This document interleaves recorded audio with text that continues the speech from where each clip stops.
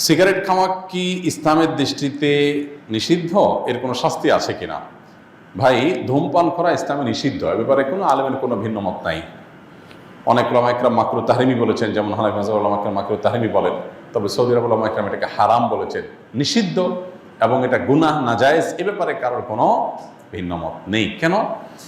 প্রথমত আল্লাহ সুবহানাহু ওয়া তাআলা বলেছেন, লা তুলকু বিআইদিকুম ইলা তাহলুকা, তোমরা নিজেদেরকে ধ্বংসের দিকে ঠেলে দিও না। ধূমপান করলে আমাদের উপকার হয় না ক্ষতি হয়? ক্ষতি হয়।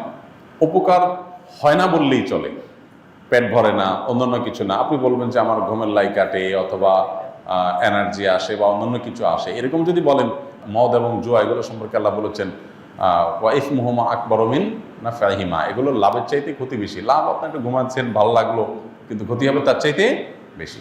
তো যে জিনিসটা খেলে পরিষ্কার ক্ষতি হবে, আপনার সুস্পষ্ট ক্ষতি সাধন হবে, জেনে শুনে সেরকম ক্ষতিকর জিনিস খাওয়া, যেটা আপনার স্বাস্থ্যকে ধ্বংস করবে, আপনাকে বিপদের দিকে ঠেলে দিবে, মৃত্যুর দিকে ঠেলে দিবে, ক্যান্সারের কারণ, সবচেয়ে বেশি ক্যান্সারের কারণ হয় এই ধূমপান।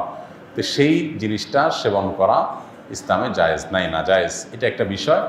দ্বিতীয়ত, এটা যেহেতু আমাদের পেট ভরে না, এরপর আমরা টাকা দিয়ে যদি এটা খাই, তাহলে সেটা অপচয় হয়, কারণ এটা অনর্থক অহেতুক একটা জিনিস। এটা যেটুকু আপনার ফুর্তি বা যেটুকু আপনার ভালো লাগা বা তথাকথিত এনার্জির জন্য করেন, তার চাইতে ক্ষতি অনেক বেশি। ধূমপান করার ফলে আপনার মুখে যে দুর্গন্ধ সৃষ্টি হয়, আল্লাহর জমিনে কোনো হালাল খাবার খেলে মানুষের মুখে এরকম দুর্গন্ধ হয় না।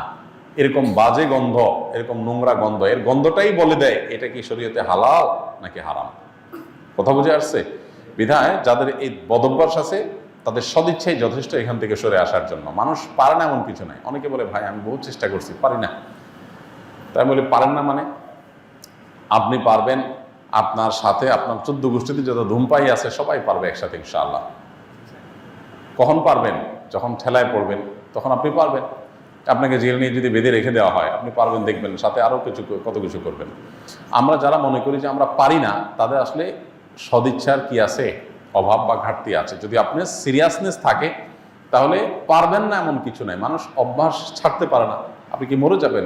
এরকম করে বিষয় আপনি মরে যাবেন, একটু কষ্ট হবে। এইটু কষ্ট করা, নিজের বিরুদ্ধে সংগ্রাম করা, নিজেকে নিয়ন্ত্রণ করার মতো শক্তি সামর্থ্য যার নাই, এরকম একজন ঢিলা মানুষ, যার আত্মনিয়ন্ত্রণ নাই, নিজেকে কন্ট্রোল করতে পারে না, ডায়রিয়া রোগের মতো ঢিলা, ডাইরেক্ট হয়ে গেছে, যে তার মনে চায় আসে ওখানে কাইত হয়ে যায়, সে কিছু করতে পারে না, নিজেকে ধরে রাখতে পারে না, এরকম ঢিলা মানুষ আল্লাহর কাছে জান্নাতের এক্সপেক্ট করে কিভাবে সে জান্নাতের প্রত্যাশা কোন মুখে করবে?